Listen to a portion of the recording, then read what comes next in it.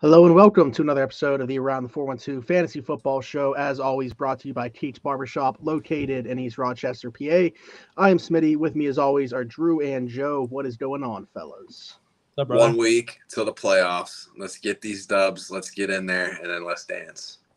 I have a couple. Only going to the playoffs in 2 of my 4 leagues, so not 3 out of 7 for me. I'm over 50%, but we're gonna see how high I can take those numbers. So, in how many leagues? 11. So I'm at I've got 6, 5 or 6. I'm feeling good about. Couple that I'm on the fence. Couple. How often do you have a player on your roster that you're also playing against? Because I feel like that would be the most. Always. You're not even paying All the attention time. to that. Even All with the time. 7, You don't care. always. No. Yeah. The way that you worry about caring, it's money is number 1.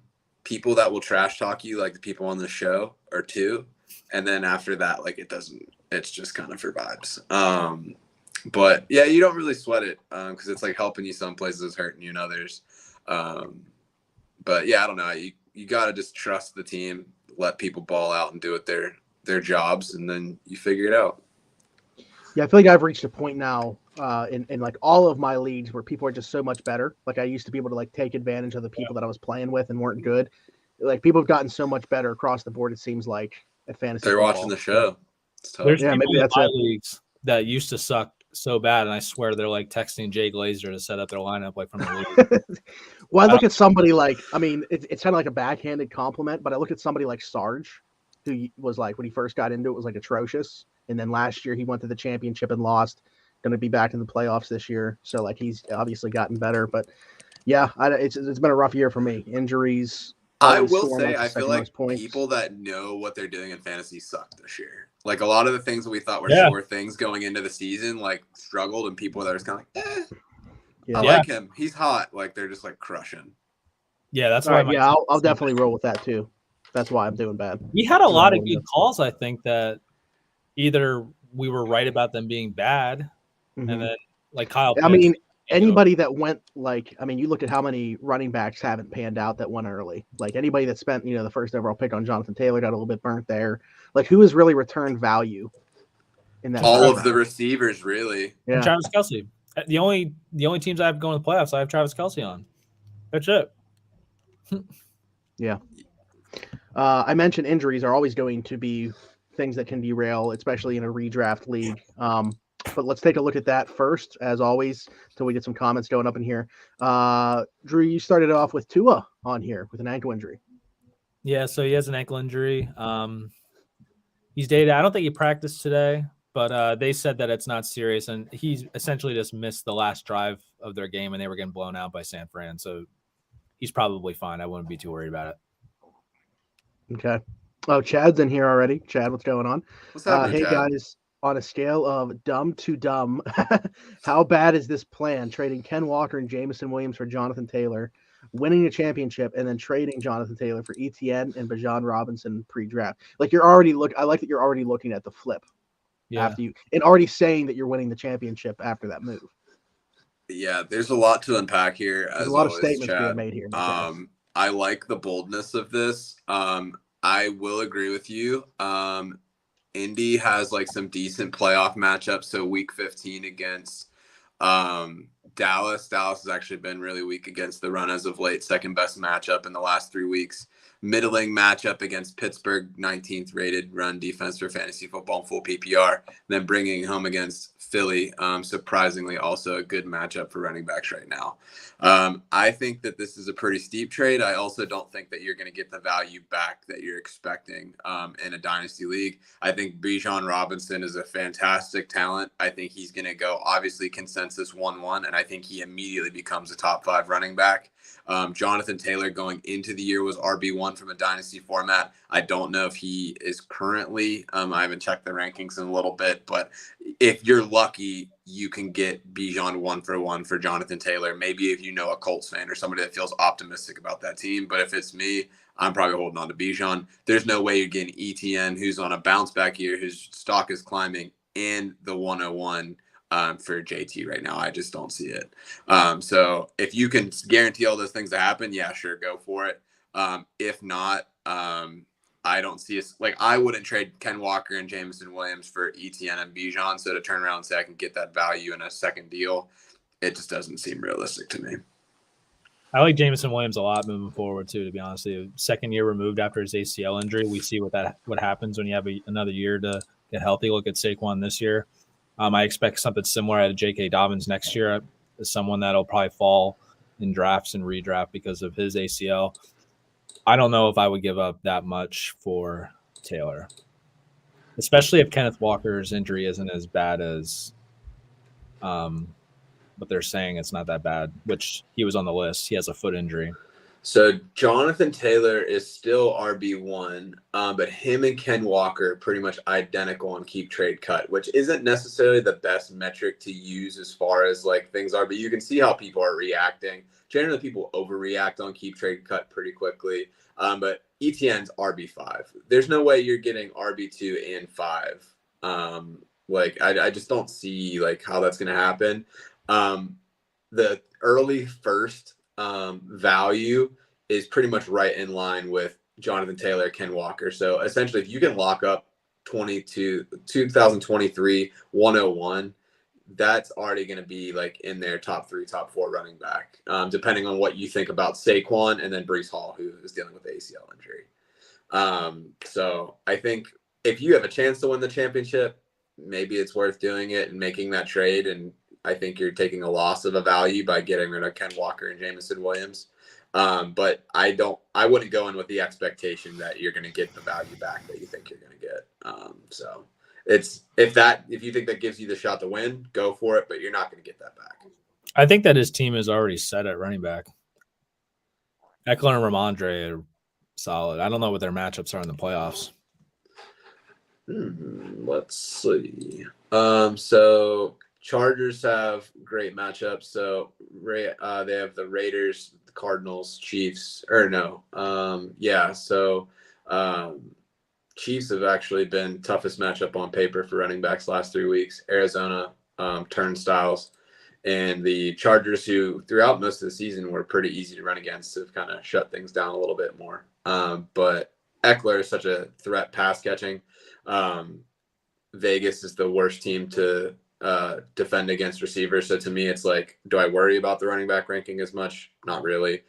His volume there is just so consistent. Ramondre, I think the biggest question mark becomes like what happens if Damian Harris returns. We've seen like how they utilize him as the bell cow role when Harris isn't healthy. How long is he going to be out for? But New England has one of the best overall schedules for running backs to finish things out. So Buffalo, Minnesota, New York Jets, 8th, 11th, 9th matchups for those 3. Yeah. And we see here, obviously, the team that he has. He said also Herbert got Lawrence and Hall last year from the same person, so he's fairly confident. Again, like if you can guarantee that that's going to happen, sure. But under the assumption this person knows what they're doing. Breece Hall was outed like Bijan is. Like he's like generational. Yeah, and I think if this is super flex, then like Herbert going into the season was like if you're doing a startup, like dynasty startup, he was like the second or third quarterback being taken. So with Lawrence having such a tough rookie season, I don't see why that person wouldn't have been against getting Herbert for that. I think that you might have actually lost that trade if Hall doesn't pan out as well as he did if Lawrence doesn't. Like I think that actually was very fair. So we'll see. But best of luck to you in the playoffs, kid. Hope you kick some ass. Lawrence, good transition there. We'll go to that one because I know he's not next on the list, but that's a good way to transition. Lawrence also dealing with an injury. It looked a lot worse than what it sounds like Jacksonville thinks it is. Because it looked pretty gruesome. But go ahead, Drew. Yeah, when I did my notes, I wrote ankle, foot, knee, everything because I didn't know what it was. Like he just got blown up. But it sounds like it's his ankle or midfoot. They said that he should be good, but he's day to day. Should probably monitor that throughout the week if he has any setbacks with any swelling or anything. But it sounds like he'll probably go. Okay, very good. That will play into my only fantasy subscription later on in the show, so we can talk about it a little bit more then. Chad also came in, and this will be a good way to talk about the Lamar injury because he's sitting in to get you guys back on topic. Which injury benefactor would you rather have in a super flex to replace Lamar? Huntley, Baker, or Purdy? Not Baker. Huntley, because he's shown us something last year. True. He won me a ton of money in DFS last year. I'm gonna go back to the well. Not this week though, because plays Pittsburgh, but Yeah, I would probably go Huntley as well. Pittsburgh does weirdly good against the Ravens offense for whatever reason. But super flex, you can kind of float that. I'm not really sure how I feel about Purdy yet. Love the story. Hope all the best for the kid, but Baker's a no option for me. Like, there's just not a scenario that offense, even if they had all the weapons and Cooper Kupp was there, you're like, all right, like maybe it makes sense. But like, who do they have left? Like, it's just not exciting to me. Like, somehow Carolina has a better offense than them right now. I mean, is he already turning around and starting? They've mailed him the playbook. I don't know if he's going to play this week. I would expect him not to. I would think that Wolford's going to play. He's been limited in practice. They're talking like they're trying to get him to play. Yeah, I think they're going to try, but I don't know if it's actually going to happen. I can see Wolford starting and then Baker just comes in. Yeah, possible. But yeah, I think 3 for 3 we're with Huntley there. So, but go ahead with talk about the Lamar injury then, because that's obviously where the question stems from. Yeah, he strained his PCL, right? That's what they reported today. So strained PCL. He's week to week. I don't see him coming back obviously this week. I don't think he'll play next week either. And if he does, he wasn't very good this year in fantasy. So as it is, a lot of the damage he did was on the ground. Without those two big weeks he had, weeks 2 and 3, he only averaged about 16 points per game in fantasy. I did the math right before this because we were talking about it. He's not a guy that I expect to have in my lineup at all the rest of the year. I actually dropped him in a redraft league that's heading into the playoffs. Okay. Joe, anything to add on Lamar? I can't believe you dropped him. I don't think he's going to play. But like, and even if he does, if someone wants to play him against me, I'm not worried. To be honest with you, I'm not. I just feel like that opportunity and see if it helps me. I don't feel good about it. Yeah, I just feel like I couldn't do it. Like, I'm rolling with Fields the rest of the way. This week he's on bye and I don't need to win. I'm just in, but I'm gonna roll with Mike White for 1 week. I like it. You're back on the Mike White train. I appreciate the hustle. I started him against you in Dynasty last week just because of our discussions. Yeah. Panned out. He had a good game. He was top 10. Also, I guess this kind of goes back to that question from Chad, because Jimmy G being hurt is the only reason that Brock Purdy's getting a shot. Jimmy G done for, obviously, the regular season, probably the playoffs, but there's a bit of a long shot that he could come back if they make a deep run. But anyway, Jimmy G here with this bad injury. Yeah, midfoot. They did confirm it's not a Liz Frank, so you don't have to worry about it for next year. But I think they're going to ride CMC heavy now. We were worried about his workload, but they're getting into crunch time and they want to win in the playoffs. I think CMC is going to – I could see him getting 20-plus carries a game now. My question is now, with it being Purdy and like how many – he actually did look pretty good in the game that he had come in and play. And now, obviously, he knows he's the starter and they're going to prepare him like that. I wonder if we could see more low A-dot targets and just getting the ball in the hands of Deebo Samuel, kind of the way that he was utilized last year. Because whatever they're doing this year with him, his utilization hasn't been working out. We've talked about it several times, just 1 week in the top 20. But to me, that's something to watch is how do they try to get the ball into Deebo Samuel's hands with these low A-dot targets? I think he's even like handing the ball. I think his issue is injury related because he's been on the report. Trying to get more info on it. We haven't discussed it too much because he's been playing. So, right, but he's on there like every week. Like he's limited on Wednesday every single week. I have him on a team. That's obviously. I think that's my best team that I have him on though. So he really hasn't been playing a ton. He almost didn't play last week. Yeah, it's a quadriceps injury now. Yeah, hamstring that turned into a quad. Yeah. And he brought up Jordan Mason. I didn't watch too much of this game. We talked about Jordan Mason last week. Yeah. How many snaps did he get?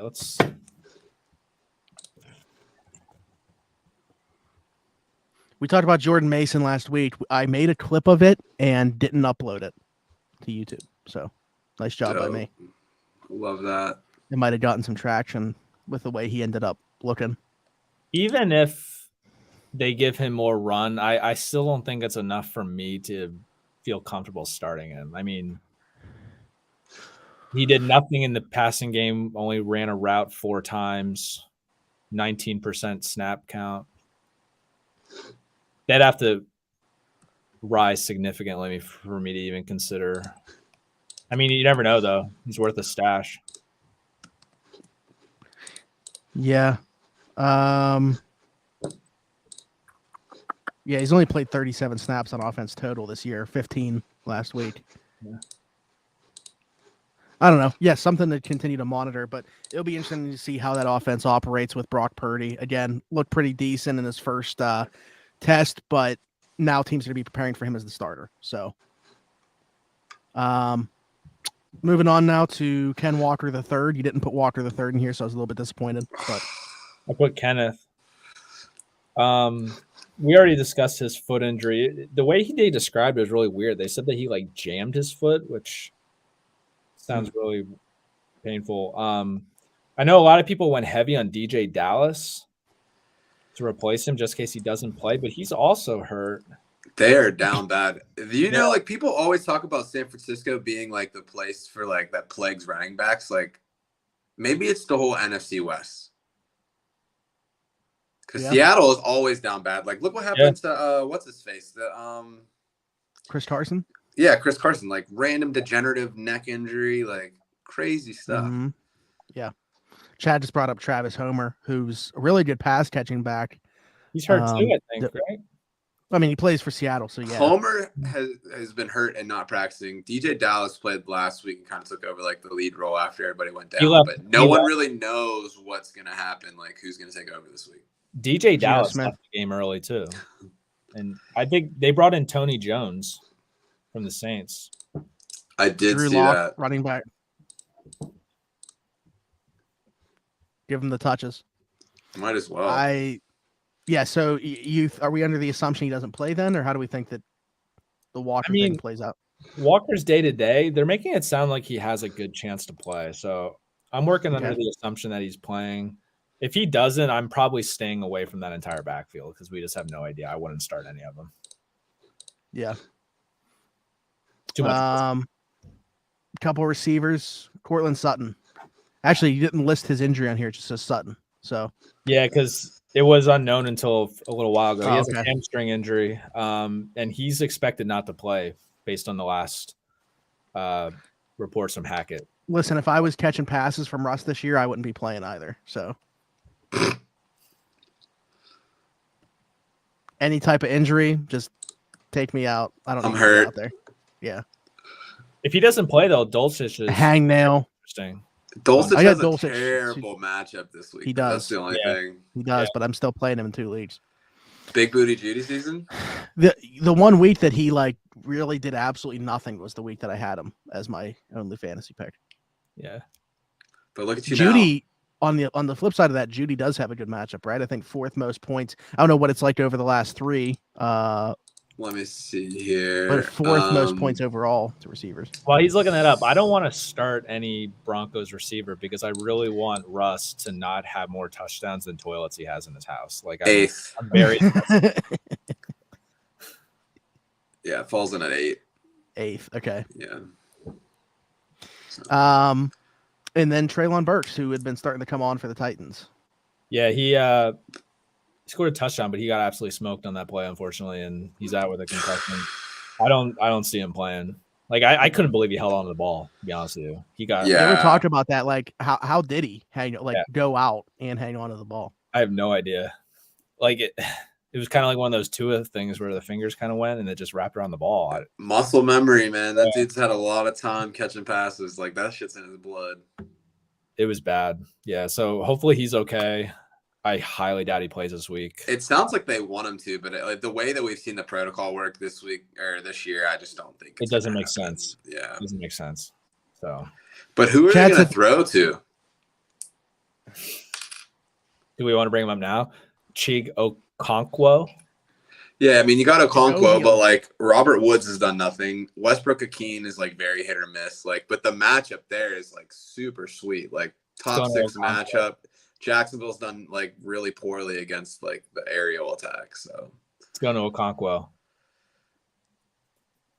He's like, it's funny because I don't know if anybody, like if you two or anybody watching or listening is into like Madden YouTubers, but he's like really big. Like I don't know if it's a meme or like he's just really good in Madden like over the years to get like franchise, but like his development is crazy and people love him on Madden. is it like a MUT thing where like they get like a special like power up card and like he's just like OP? Are you talking about Okonkwo? You keep saying his name. Yes. Well, Chigozium. Oh yeah, I wanted to be clear here. Like the dude can move for a tight end. Like I told Joe before the show, I saw him take a slant pass against the Chiefs like in week 5 or whenever the heck they played, and he took that thing 40 yards. And I was like, this dude should not be running the way he is. And I immediately added him that week in every dynasty league that I have. Yeah, like they started getting him touches originally, just like screens, like just getting the ball in his hands. Like who does that for a tight end other than the Steelers with Zach Gentry like once a week? But and he just goes 6 yards and it reminds me of how everybody would use, I think it was Madden 20 or 19, but they would use like Dree Archer like as their primary running back because he was so fast in the game that it was just like overpowered, even though like real life it did not work at like all. Because he got tackled by a gnat. Yeah, but tight end 10 on the Fritter Ticker, by the way, this week. Chigozium. I would say that's one of our bolder tickers, like maybe ever. I have more for him, but we'll wait till later on. Oh boy. Well, that's it for injuries. So yeah. All right, cool. So next thing we're gonna talk about is some playoff matchups. If you've been with us throughout the season and been getting down for the ride, one of the things that we do every week is we provide like a last 3 weeks update of like who's been performing well from a defensive points allowed perspective and who's not. So we figured going into the last week of the regular season, if you've already secured a spot into the playoffs, you're ready for the dance.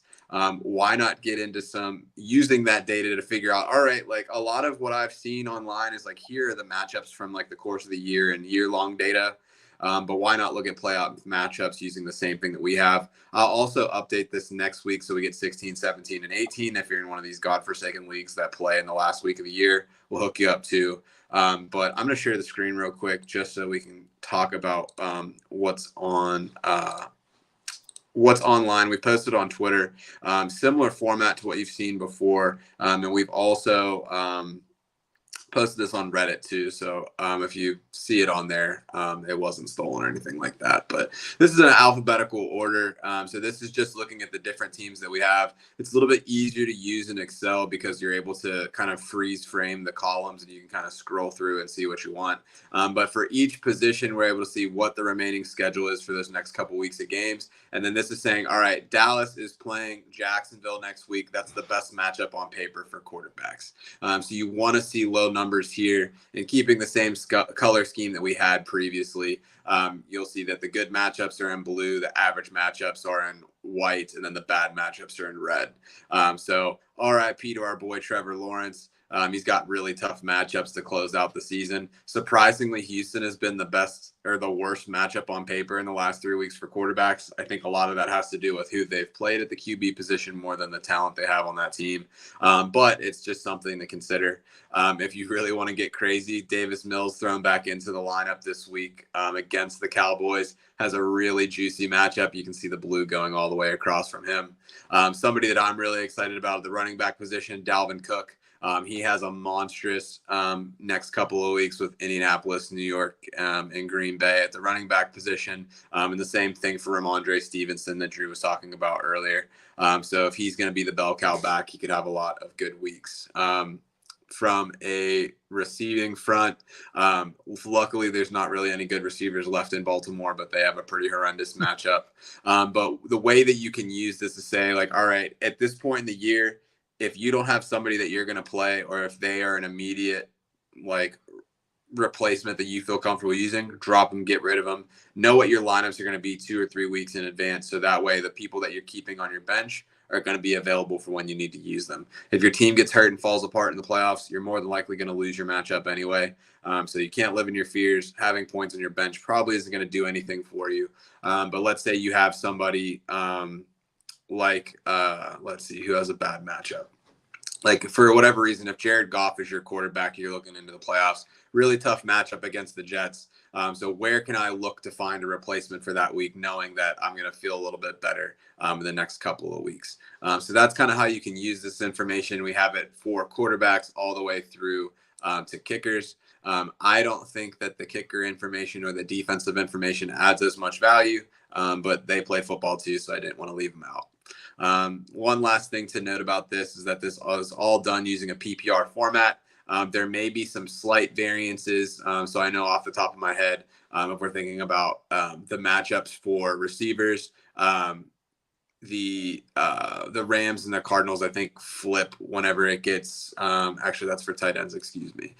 So looking at Tennessee, who is the number one matchup for wide receivers, and Detroit, I think they flip based on like catches, but it's not like one of these teams is going to drop off to like 30-second play. So it didn't feel worth it to do like a standard chart versus a half PPR chart. Like, these ranks are pretty consistent throughout. But yeah, boys, any thoughts, any matchups that you're seeing as we go across the screen that got you excited, things that you want to point out before we keep rolling with the show? I don't really like the colors that you picked, to be honest with you. I think that they should be flipped the other way. Yeah, it's funny. This turned into a debate on Reddit because this is the traditional way that we present the graphs, which is more of a defensive chart. So I always use the blue as, all right, these are cold defenses, which means that the offenses would be hot. So I had initially had this with the low numbers is the red, the blue numbers is the high numbers, but people complained about it, so we switched it because the people are always right, or I don't really enjoy downvotes, so I made the change. But yeah, so it's something to use. I wouldn't necessarily say like, all right, I'm gonna immediately go out and bench I don't know, David Montgomery because he's playing Philadelphia in week 15. But I do think, especially in the playoffs, you need to think about roster construction and who's going to give you like a good balance of like, I know I'm in a tougher matchup here, so maybe I need to take another chance there. Or if I can line it up in a perfect world, have good matchups across all of my players and all my positions. But it generally doesn't work out that way. Don't overthink it. Play your studs. I remember tell you one thing. You can go first. Nico Collins is going to end this season on a heater. I like it. He's got the good matchups. Spoilers. I do think next week our only fantasy should be like playoff MVP. Okay. I think it'd be fun.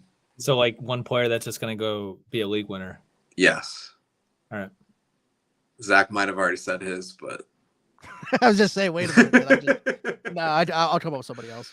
But I do. I love Nico Collins. Yeah. Especially because they're literally always going to be trailing. Like, looking solely off of this, it's probably Dalvin Cook for me. I think he's going to be a league winner. But like, you drafted him first round? Like, to me, that's not really like league winner material. Like picking up Nico Collins off the streets and then being like, all right, like you're the captain now. Like, that's pretty baller. I feel like I should be on full screen so I actually like look at this because I didn't really look and the numbers are all too small and I didn't go by colors. It's okay. I'll pick Matthew Wright, kicker of the Pittsburgh Steelers, because he's just gonna kick field goals like crazy. Maybe anything's possible, but cool. Wait, yeah. Wait. Hold on. Nico Collins is hurt. Is he? I mean, that's what Chad's telling me. He's dealing with a foot injury. I think he's okay. That's tough. I hope so. All right, cool. Let's get our brand back. Okay, so that was our playoff matchup stuff. If y'all enjoyed that or are looking for information on that, I'll post the Google Drive file for that on Twitter. The original file was already posted yesterday on Twitter. I'm probably gonna delete that post because of all the changes that we've made to it. But yeah, we'll get you right and help you get those playoff matchups good to go. Moving on, fan favorite topic. This is our fantasy football Tinder. Every week we look at 3 different profiles that we are pretty excited about. Zach, you want to air some grievances? No, I'm upset about the Nico Collins thing. I also have him in the Dynasty League, so I'm looking into that more. What's funny is right before we started, we were like going through to see if there was any other injuries that we didn't have added to the list. And he was limited today. So his like profile on like the apps are not up to date. It says that he was DNP last week, but he practiced limited today. Chad said that he was supposed to be limited, but then was DNP'd instead. So something to keep an eye on for sure. They just didn't update their website then. On Yahoo, it updated at 4:16 and said he was a non-participant. I don't like it. I do not. I don't like it either. I don't like it one bit. But things that we do like, swiping on Tinder. Yes. So what you'll see on the left-hand side of the screen is our nice little Tinder board here. Zach was so kind to give us access to his phone for this for particular segment. So I'm more of a Hinge guy, but oh wow, coffee meets bagel represent. But if we're feeling the profile, we like what they're putting out for us, we're gonna swipe right, which you'll see with the green heart. And if we're not really feeling the profile as much, we're a little bit more picky, which really isn't our thing. We'll say no, and we'll swipe left, which you'll see with the red X. So our first contestant here on Fantasy Football Tinder for the day. Let me just pull up my little stats here. So we had a resurgence of such from this profile. Give you a little bit of preview of how they did in the previous week. So finished as RB6, 14 attempts, 62 yards, had a touchdown on the ground, 4 receptions on 6 targets for another 49 yards. It's the one, the only DeAndre Swift. Do you think that there's been a Swift return to form just in time for the fantasy football playoffs for what many would consider a bust of a third-round pick? He's back. Elaborate. Well, I can't. Oh, he can't. Drew is very excited about DeAndre Swift for reasons that he may or may not explain later. He may have paid explicitly for this man. So I guess we'll turn it over to you, Zach. That was a quick yes from Drew. This is the DeAndre Swift show. I mean, how many times do we talk about him, both good and bad? He's been a roller coaster on this show. I can't tell you how many clips that I've uploaded to YouTube, both positively and negatively. I really liked Swift coming into the year, and then it was like with the touchdowns that Jamal Williams was scoring, with the things that were coming out of there, with Dan Campbell's utilization of the running backs, Deuce Staley seemingly always getting on Swift. I was worried, but I do like what I saw last week. Even if you're going to be upset about Jamal Williams vulturing touchdowns, what does he have, like 14 on the season now?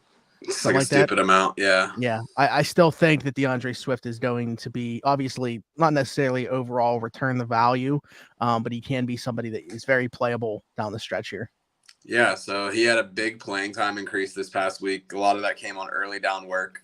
So it's weird. They kind of have this like 3-back committee right now in Detroit, right? So Swift was like really trying to figure out what his role would be. So you had Jamal Williams, who's very much like their short yardage goal line back, which is like very convenient from a fantasy perspective. He doesn't need to get a lot of yards to have a productive day because they really like to run the ball when they get in those goal line opportunities.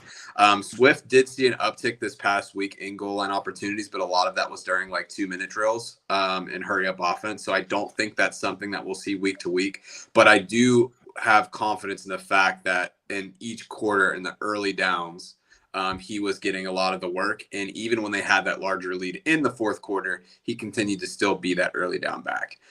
So I don't think that Jamal Williams goes away. I don't think that you need to fade Jamal Williams. I think his role is very much solidified, but he did see a big decrease in snaps. So if we look at the snap counts from last week, DeAndre Swift, 39 snaps, Jamal Williams at 23, which is much smaller than he usually did. But I think that you saw a diminishment in what Justin Jackson's going to do.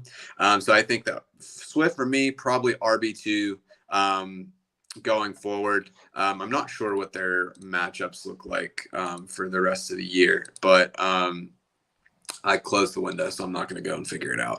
But yeah, I'll swipe right on him as well. So good deal. Okay.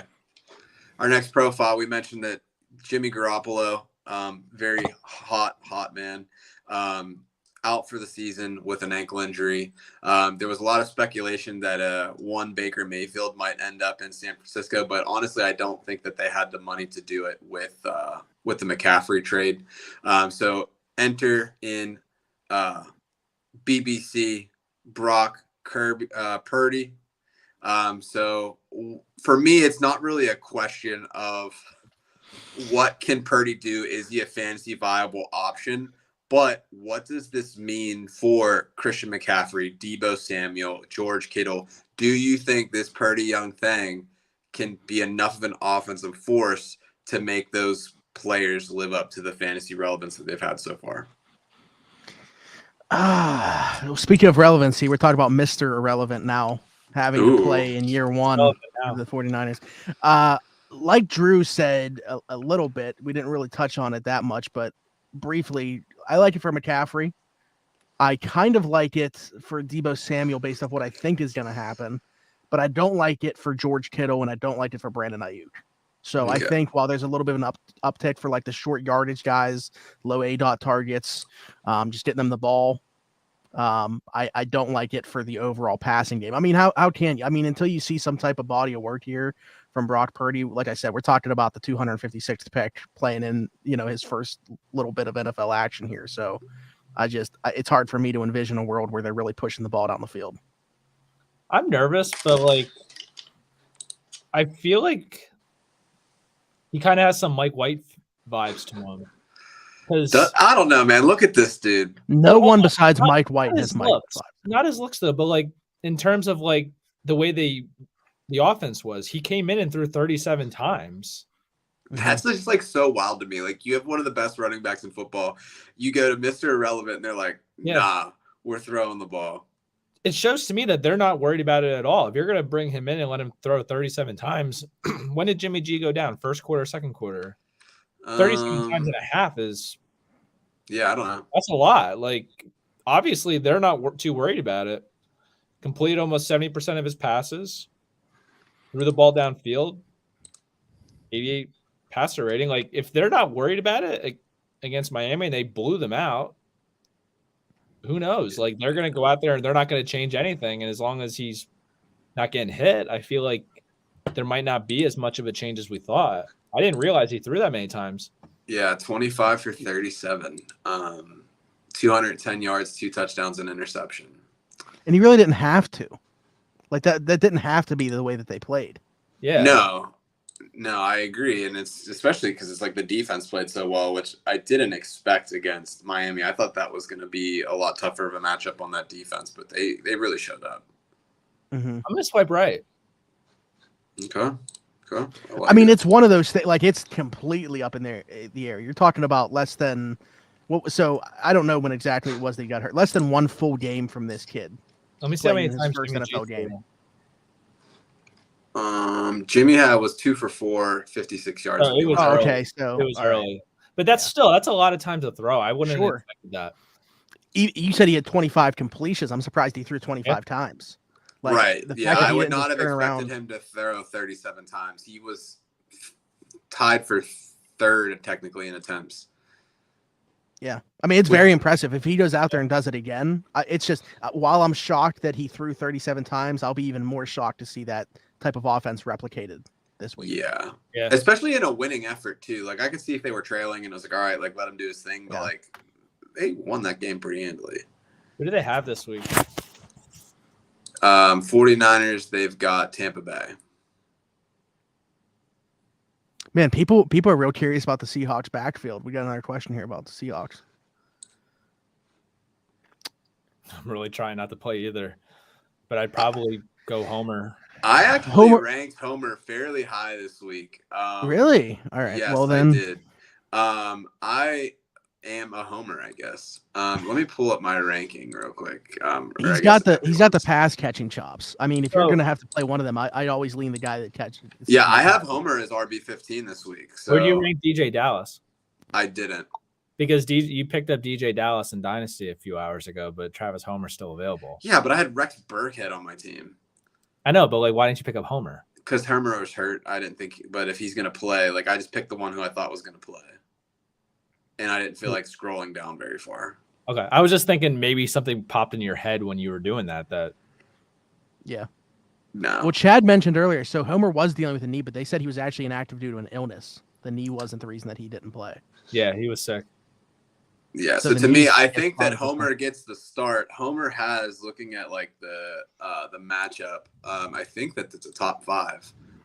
Yeah, it's the 4th best matchup against Carolina. They're pretty awful in the running game. So 29.6 points.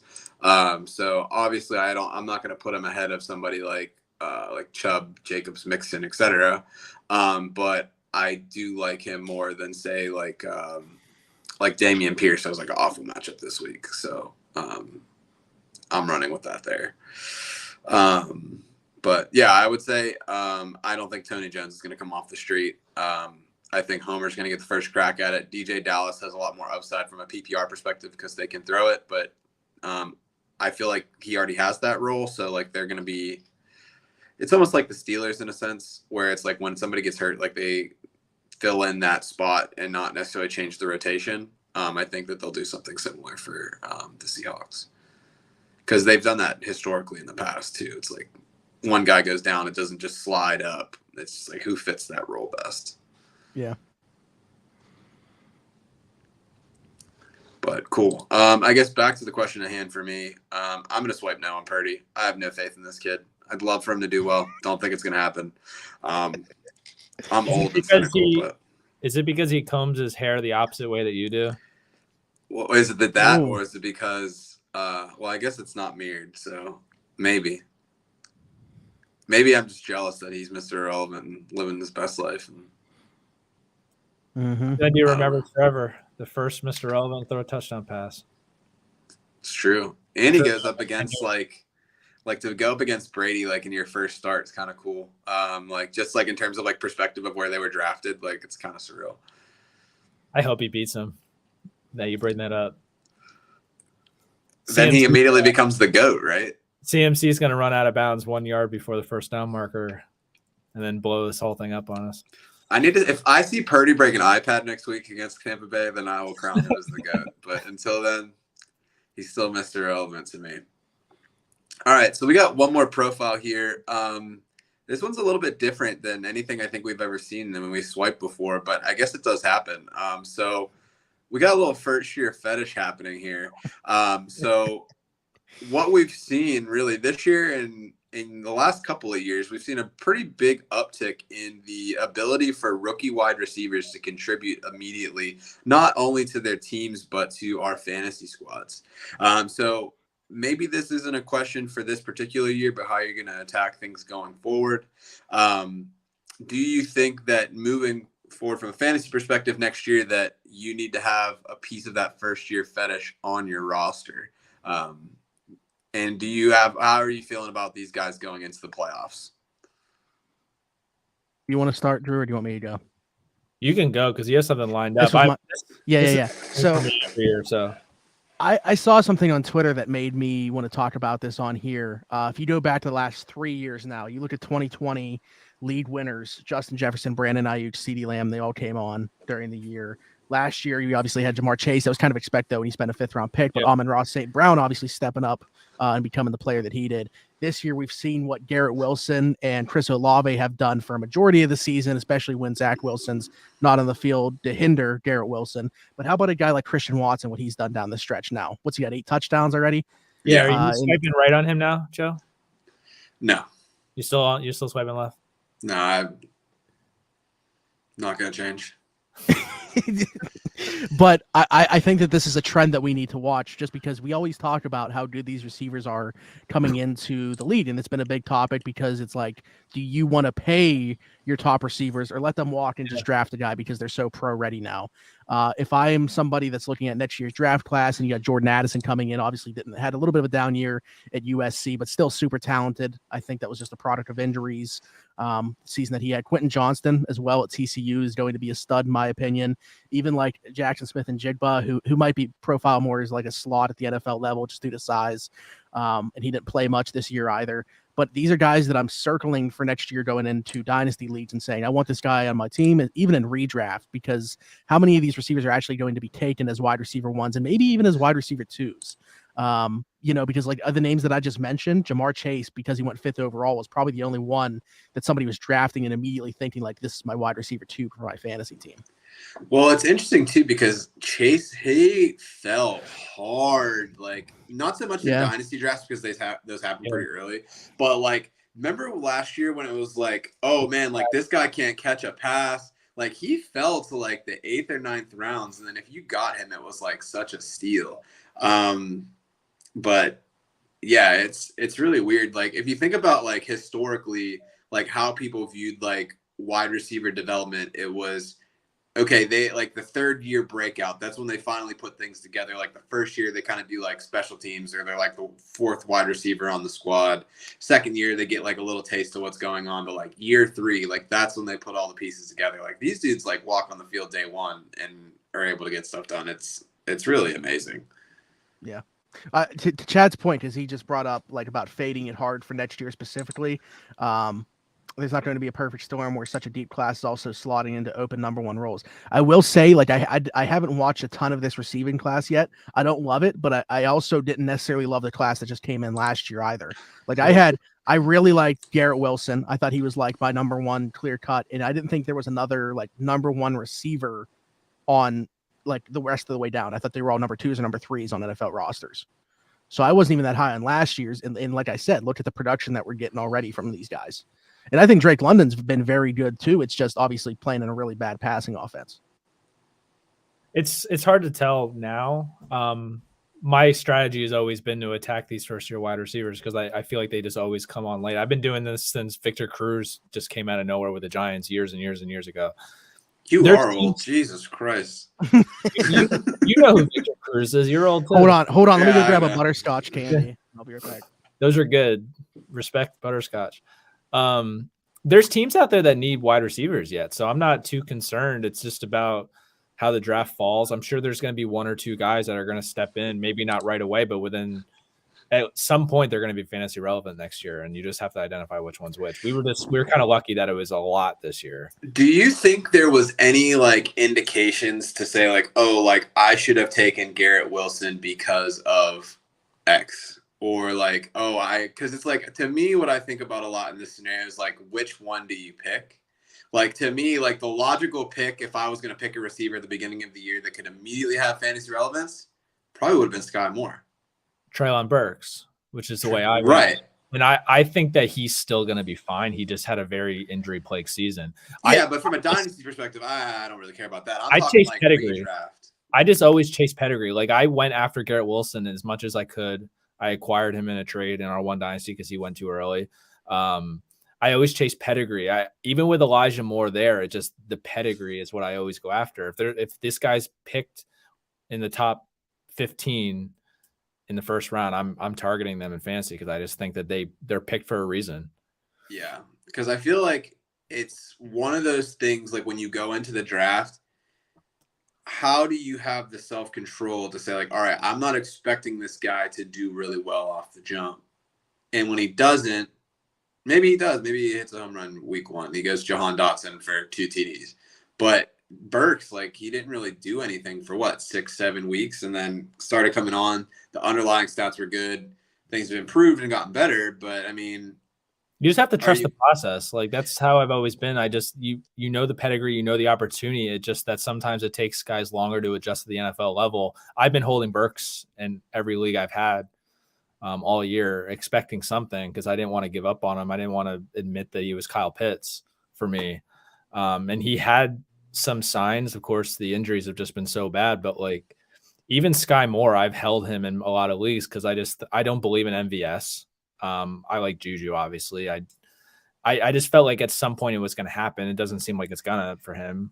But these guys like Christian Watson, I held him in a lot of leagues because you know that the opportunity was just there. It was just a matter of time. And he struggled with injuries at the beginning of the year as well. If he doesn't get hurt, he could have been much bigger by week 3 or 4 as well. Maybe. Yeah. I just struggle with it. Like, I might actually swipe left on it because I churned through so many players on my roster that it's like, is it worth me holding out like a roster spot for it? And it's like what I would almost rather get one of these guys off of waivers or wait for someone to drop them and then go pick it up and just have like more lottery tickets via the draft. I can. So I just feel like there's always an opportunity to move your bench around with guys going on IR and stuff. If you're not playing with IR slots, it's a different story. But I'll tell you, the one receiver that I would have like pounded the table saying they were to be super productive in year one was Alec Pierce. I thought that was a great landing spot in Indy for him to produce right away. He's got 32 receptions. Doesn't have time to throw. Yeah. That was just one of those things where like I actually he was one of the few I dropped, and it wasn't because of him. It was just because I knew that Matt Ryan was a statue and it just wasn't going to work. You know what receiver I want next year? Whatever rookie receiver goes to the Vikings.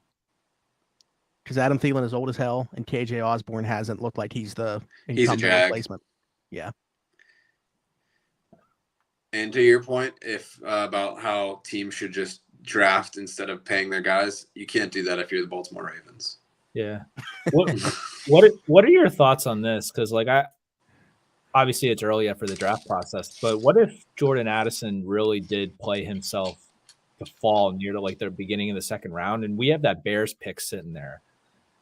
If he fell to the Steelers, I feel like they would pick him. But what are your thoughts between him and Pickens next year in terms of fantasy then? Because Kenny obviously he's very familiar with him.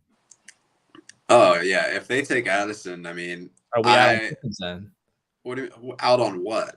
I don't think the Steelers are going to throw enough next year to support both fantasy wide receivers. Like we're not seeing that with Deontay this year either. I don't think Deontay's going anywhere. Not until after next season when his 2-year expires. And Freiermuth is warranting to be a top 5 tight end, and he's going to be taking targets as well. I think Freiermuth is the biggest wild card in the discussion because going into the season, it was like Pickens and Deontay are going to be the top 2 target getters, which is going to kind of cut Muth out. It's turned into Freiermuth is number 1. Pickens, I mean, I don't really know. From a fantasy perspective, it feels like Pickens has done more, but technically Johnson is still leading in targets. Yeah. So they've kind of just cannibalized each other enough, and the tight end position sucks. Like, it's just not a good offense right now, so it's hard to say. Like, I think that's more of the problem than anything. The one thing I will say is that Kenny doesn't make the same mistake twice, so maybe he'll get all these bad throws out and then never throw an incompletion ever again. So would you go if you had a pick next year and George Pickens and Jordan Addison are both sitting on the board and Jordan Addison's a Pittsburgh Steeler? Yeah, but like what round are we talking? Like round 6 or like round like 12? I mean, where do you think Pickens is going next? I'd probably slate him around like 7 or 8. It's tough because like, yeah, you can look back at the college familiarity he had with Addison, but he'll also have 1 year of pro familiarity. Yeah. And obviously if they get together in the off season, Pickens is he was also, you know, with Kenny not working with the ones throughout training camp and stuff, that was his number 1 guy through the off season was George Pickens. So I'd probably still slightly lean Pickens over Addison in that case. Yeah. You think Pickens' upside in the touchdown department is probably better than Addison's too?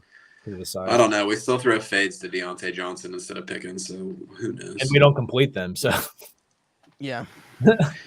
All right. So getting off the Steelers talk, we're going to switch to our next segment of the day. Thanks for swiping, boys. I think it was a clean sweep all the way across. We're going to get into Only Fantasy, the only place in fantasy football landscape where we are purchasing one weekly performance for a particular player. So we will do this in the way that we always do it. We will review our picks from last week. We will either cheer in celebration for what we've done, or we will cry for the accomplishments that we lack. And as tradition always serves, we will start with the one, the only, Drew Hannes. Drew, I thought we were starting with the one that actually did well. Let's look at season-long percentages here. This is like my third L. Man, you picked the person with the best QB matchup to do well. Yeah, you did it. Well, hey, get out of here. Who you liked him this week? Josh Allen, Patrick Mahomes. I'm just gonna write it in the chat to them. Just because I picked Justin Fields one time. Yeah. Did you pick him twice in a row? No, I picked him once. No, he meant he had been talking about him, and then he finally took him. It's true. Yeah. Yeah, so last week I took Gumby.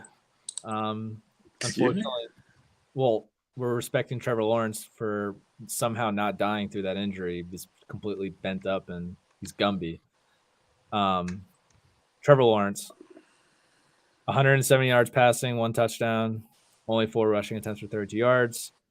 QB 14, which is a stud in 2 QB leagues, so I'm not too worried about this. Here we go. This week I have DeAndre Swift.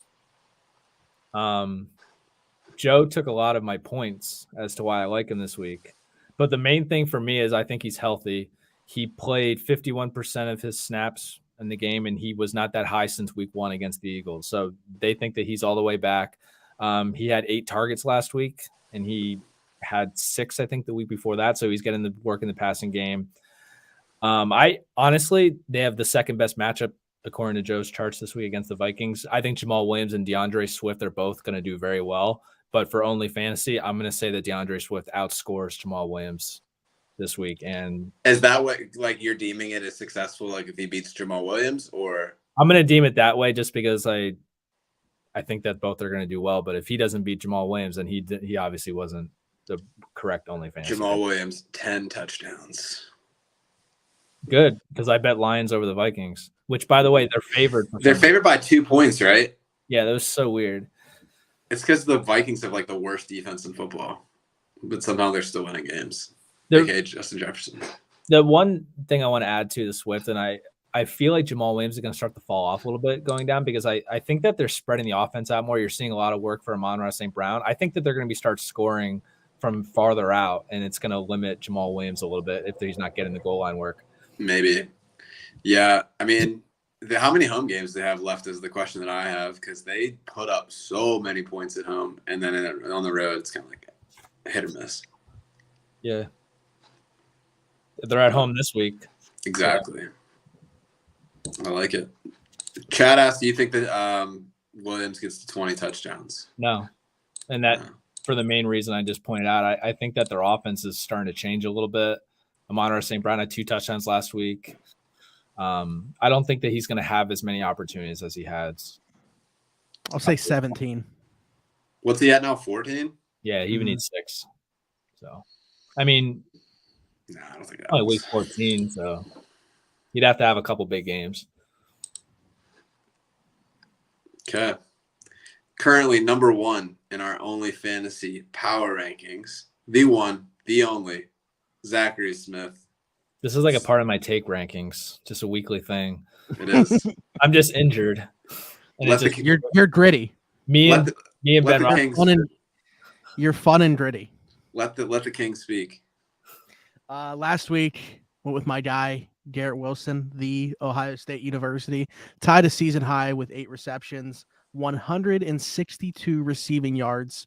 I mean, imagine if he scored a touchdown. He didn't. 15 targets though in this game. The reason I picked him, I said, get Zach Wilson off the field and get Garrett Wilson the ball. Those are the recipes to success for the Jets offense. They didn't win this football game against the Vikings. They had a shot. Barrios kind of flubbed it. But, dude, he definitely should have had that. And also, why in that moment of the game, you know who they would totally – like, that was so Matt Canada. Like, all right, we got one shot at the goal line. We're going to throw to Ray McLeod. Like, oh, we got the game on the line. Garrett Wilson has been uncoverable today. It's like all these other options. Let's throw it to Braxton Berrios. Like, come on, bro. It's like if we have to have one only fantasy of the week and then we let Joe pick the player. Yeah, that's a mistake. That's why I'm at the bottom of the power bottom rankings. So I figured I got to go wide receiver again, but I feel like I got to test my luck, get a little bit more bold here. I'm really high on assuming that Trevor Lawrence is able to go on what the Jaguars offense does on Sunday. Now, the easy option here would be go Christian Kirk, who I ranked as like wide receiver 10. However, for this and wanting to go a little bit more bold, I'm going Zay Jones. So I broke things down here. Christian Kirk. That's why you went with Zay Jones. What'd you say? You said I said you already used Christian Kirk in a previous week. That's the reason why you actually went Zay Jones and not Christian Kirk. You had Kirk at 11, by the way. Sorry. All right. I have him at 11. He barely was outside of my top 10. Couldn't sneak in. But I broke this down into quarters. So I looked at the last quarter of the season for the Jaguars. Zay Jones has been the most targeted wide receiver of that time over Christian Kirk. Now, last week, kind of a dud, just 2 receptions for 16 yards, but he was targeted 7 times in that game. They just couldn't get on the same page. Trevor Lawrence didn't have a great day. The offense didn't have a great day. They called it embarrassing afterwards. It was But in the previous game, 11 receptions, 145 yards on 14 targets against the Ravens. Absolutely torched them, what seems to be a historical thing for Zay Jones. If you remember, even with the Raiders, he did that on Monday Night Football. 8 receptions, 68 yards on 10 targets the week prior to that. 5 receptions, 40 yards on 5 targets before that. Now, the one thing I will say about him, which gives me some pause here, is he's only scored 1 touchdown this year on 60 receptions, 80 targets. But I look at their matchup this week. They've given up 3 100-yard receivers in the last 2 weeks, have the Titans, and 22 touchdowns to the position. If he's going to score a touchdown, if Zay Jones is going to score a touchdown again this year, it's going to happen this week, which I think he does get into the end zone, which is why I like him so much. I love it. Man, the picture that it really does not do his hair justice. I know. It's so good. Looks like he's bald. I dropped him because of that picture. It's just terrible. He's got some sweet hair. If you ever get a chance, you gotta check it out. All right, so I'm notoriously known to be the worst at this, so sorry in advance for who I pick. Last week I selected the belly button king himself, George Kittle, finished as tight end number 29, which is surprising hearing that Brock Purdy threw the ball 37 times. I kind of figured that, Jimmy G got hurt and they just didn't throw the ball anymore. No, Kittle did nothing. 2 receptions, 22 yards, finished with 4.2 fantasy points on the day. That's pretty much par for the course for when I pick someone, so that's cool. Turning the page, I am going with somebody that I've picked earlier in the season, so liked it so much, diving back into it. But going with the hometown king, Jared Goff. So dude's a beast at home. His home splits this year, he's averaging nearly 36 attempts per game, 270 yards, 2.4 touchdown passes. Some of his best performances have come at home this season, and I think the matchup they have against the Vikings is really all the making of a shootout. I'd be very shocked if there wasn't a lot of Vikings and Lions players in Drew's DFS matchup this week. But yeah, the Vikings matchup is bad. Defensively, Detroit's not looking so good either, so I think it's going to be a really entertaining game to watch. And I think Jared Goff is going to have himself a week, so we'll see if he can overcome the 2 touchdown passes that he normally gets in a game. Maybe we can get another 4 burger from him, so see what we can do. Future Indianapolis Colt. Ooh. Yeah, I could see it. Well, they got to go, because they usually go old guy, young guy, old guy, young guy. They just had the old guys, so. Yep. They got to go him and then, however old Kirk Cousins is going to be after that. All right. I don't know. They have to draft. Well, I guess no. This is now that they've gone on this win streak. They draft a quarterback, right? Bryce Young with JMO next year is just gonna be nuts. No, they're too far, dude. They've won 5 in a row. They have the Rams pick. They have the Rams pick, which is gonna be 2 or 3. Oh shit, you're right. I saw, a crazy mock that I saw, which is terrible that we're looking at those right now. But somebody had them drafting Will Anderson, and so can you imagine that, with the edges, just going Hutchinson, and then that'd be nasty. I saw a mock that has Bijan Robinson going to the Baltimore Ravens, which is not very something I like. It makes sense, but I hate it. I mean, right. The best quarterback that's coming out in the next couple years isn't coming out next year. So yeah, I cannot wait for him. Can't wait for him to be a Steeler. He's gonna win the Heisman. Oh yeah, for sure. Yeah. All right, Max Duggan. Huh? DFS. I said Max Duggan. You're not talking about Arch Manning? That's a future Steeler. I like how we never actually said Caleb Williams' name, by the way. People should just know. Kept going around it. I wrote it on my fingernails, actually. You just had to be quick about it. The Kenny Pickett effect, though, is that I wanted to big year with him, but a down year with freaking Caleb Williams. Before we do DFS real quick, I wanted to bring up, we always talk about how bad tight end position is. But last week was 7 tight ends even have double digits? I mean, where was my guy last week? And they're all guys that aren't even rostered. Like, yeah, top 5 was Otten, Dulcich, Fant, Ingram, Taysom Hill. Cole Kmet was 6. Gerald Everett, Conquo, Fryermuth, Andrews. Connor Hayward was 11th last week. 1 catch for 1 touchdown. Yeah. Brevin Jordan was 12. McCole Pruitt. Like, yeah, this is just like it's a joke. The position. I'm glad because I always like to go back and look at my rankings. I'm glad I didn't do that for tight ends last week because this is tough. DFS is going to be pretty quick, by the way, because we talked about so many of my guys this week. Hey, Joe and I are pulling double duty, so yeah. Enjoy your movie, Drew. Yeah, I can't wait to watch the Polar Express. It's gonna be great with some hot chocolate. Why would you say that on live television? Because that's what I'm doing. Like, do you? Do I have to pull up the thing for DFS? Nah, it's okay. I mean, it doesn't matter. It takes me 1 second. I just didn't know if you were because last week we didn't use it. Yeah, that's fine. Are you a hot chocolate with water or a hot chocolate with milk guy? What's wrong with you, milky sicko? Are you assuming? Yes. I like water. I hate when a MF some shit. You don't know that meme? I just need you to get on with your let's go. All right, so real quick, DFS. Joe was right. I really went after that Lions-Vikings matchup. I was going to go with Jared Goff, and then when I found out that he was picking him for only fantasy, I went to Kirk Cousins at 6,100. Fading. The ultimate fade. Well, yeah, that's exactly. I get it, though. I do get it. He has the second best matchup for wide receivers with Justin Jefferson, and Justin Jefferson's just going to go off and just score Kirk Cousins points. So Kirk Cousins, Justin Jefferson stack. For Justin Jefferson, I just wrote for my reason, because he's just insane. Yeah.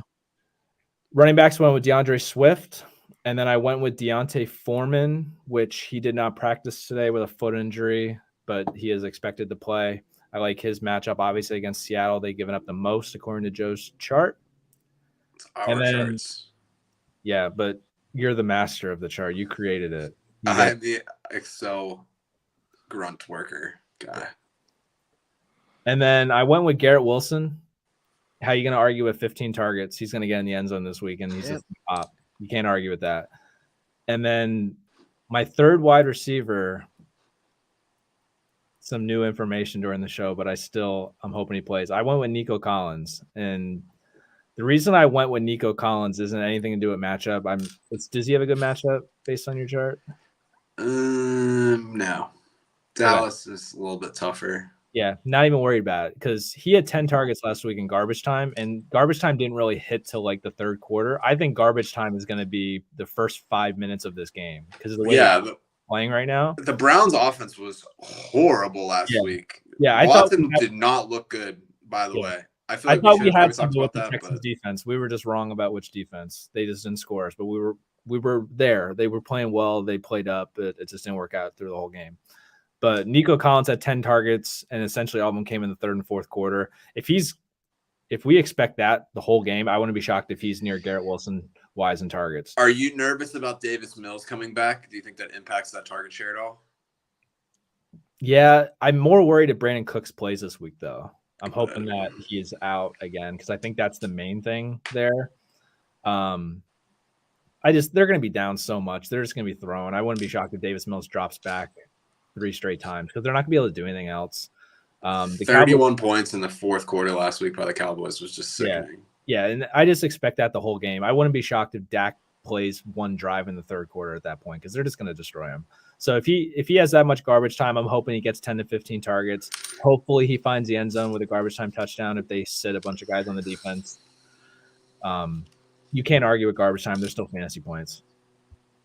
And then I'm going to skip tight end for now.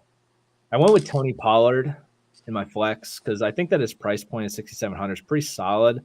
And the matchup looks bad the last few weeks against Houston, but I think that that's more about who they face, not about them as a defense. Like they were getting absolutely decimated all year. I essentially went to them and whoever they were facing, they were in my DFS lineup every week the entire season. And majority of the week, they were scoring. Those running backs are scoring at least 20 points. So I like Tony Pollard. I went with him over Zeke. He's a little more expensive, but he just looks more explosive, and he's the guy I'd prefer to have in my lineup. I think he's most likely to break a big one than Zeke. And then I went with the Cowboys defense. Self-explanatory. Like, the Texans might not score. I wouldn't be shocked if they end up with like 5 to 10 sacks. And I know that's a high number, but like, let's be realistic here. Like, Parsons is just gonna ravage that offensive line. So I feel safe with them at 3,800. And then at tight end, I did go with Chigo Okokwo. I struggle with his name. I've been trying all day. Yeah, you had it so good earlier, yeah. And you just completely ruined it. So Chigo, a couple of things that we missed earlier when I want to talk about. When Treylon Burks went out, his snap share shot up. He played almost 70% of the snaps from that moment on, and he was running a routes on 67% of those snaps. He was the guy that they were looking for in that offense. I think that he's a physical freak. It's like 4 for 78, and he has 6 targets leading the team, and he has the number 1 or number 2 matchup against tight ends this week against the Jags. So I like him. I expect him to get in the end zone, which he has not done yet this year, and hit for us in our DFS lineups. I love it. I love it more. I do want to say real quick, is Chad trying to deter the Nico Collins train right now? Now he's throwing out Mills's back and with the different. Listen, you could tell me that the Texans aren't playing another football game this year, and I'm still going to love Nico Collins going forward. I'm all about game script with them. Yeah. So on the reverse side of that, do you not like Dameon Pierce anymore? I do not like Dameon Pierce. Not right now, at least. I'm hoping that I can't believe those words just came out of your mouth. I know. I hope they fixed it up for next year, but I don't feel comfortable starting him. Yeah. He's touchdown dependent, and the odds of him getting in the red zone is slim. So hate to see it. I trade him for Rashad White though, so let's keep looking back at that. So you're welcome. Did I make the trade after you said this stuff? Well, you texted me and asked me how I felt about it. Did I? Didn't text me. I did actually. It was in the group chat. It's because you mute my notifications. Chad said, no, that's the only group chat I'm in that's not muted. Have a great holiday. Chad, you better be back in here before Christmas. What are we talking about? Yeah, football doesn't get canceled. I'm gonna be wearing my Grinch onesie again, so you're not gonna want to miss the episode, like right. Yeah, for rocking around the 412, my Grinch. You might want to miss it. I might miss it. You snaps. That is a great segue because that's how we're going to close out the episode. Talk about the GoFundMe's that you guys will see linked in the description of the show wherever you guys are watching or listening to this. We have Rocking Around the 412 Year 5 going on. We've raised over $24,000 with this mission since we started it in 2018. The mission being to provide Christmas in its entirety to as many families as possible in the 724 and 412 areas. Last year alone, we were able to provide Christmas for 30 children across 13 different families in its entirety. After we did the kids their gifts, we also did a $100 gift card for a local grocery store to be able to provide some groceries to cook that holiday meal. Really just give the entire Christmas experience to families that deserve it and might otherwise not be able to do so. Tyler and I, my co-host for Around the 412, the regular show, not the fantasy show, we've always been very fortunate to know where Christmas was coming from and not have to worry about having gifts to open on Christmas. And the mission was started with that in mind and just wanting everybody to experience what we've been able to experience our entire lives. So we're very thankful for that, and we're very thankful to everybody that's contributed to this cause. We're very thankful for Drew and Joe for stepping in and jumping up and doing all these things with us now as well and being part of it. Along with that, one of the recipients for Rock Around the 412 is Isla Keene, a 2-year-old who lost her father tragically at the beginning of October.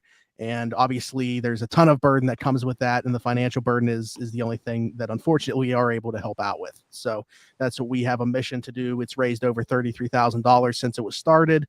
It's going to be open for a while, so you guys can keep contributing to that whenever you feel the desire to do so. But Isla, his 2-year-old daughter that he left behind, is going to be somebody that we take care of this Christmas. But that GoFundMe will be linked as well right under Rockin' Around the 412. Still a couple of weeks left to go in that as well. Like Isla's is going to stay open for as long as I know. There hasn't been like a set date that they're going to end that. It can just stay open. With Rock Around the 412, the cutoff date, hard cutoff date at the latest will have to be December 17th. Just because I need to know exactly how much we've raised and make sure I get gifts in time to be able to wrap them and get them to the families. So I wish I could take it literally till midnight on Christmas Day, but can't do that. So get involved, share it, read the mission. If you're able to donate, please do so. If you're watching this, you can head over and watch the newest episode of Around the 412 because Joe's going to be with Tyler and I on there as well. So, but other than that, until next week, we wish you guys the best of luck. If you need to win this week to get in the playoffs, hope you get after it. Good luck. Don't play and we'll talk to you next week. Bye-bye.